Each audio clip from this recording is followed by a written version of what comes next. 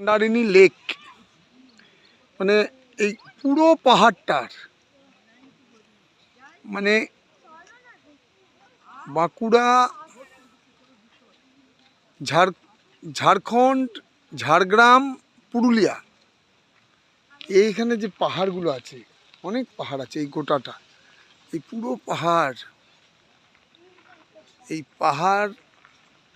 পাহাড়ের যে জল এখানে এসে জমা হয়, বর্ষায় অপরূপ শোভা হয় এখানে।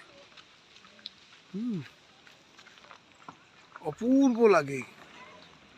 আর এখন আমরা একটু বেলায় এসেছি, গরম লাগছে খুব, কিন্তু তাহলেও এর ছবিটা, ভিউটা অসাধারণ সুন্দর লাগছে।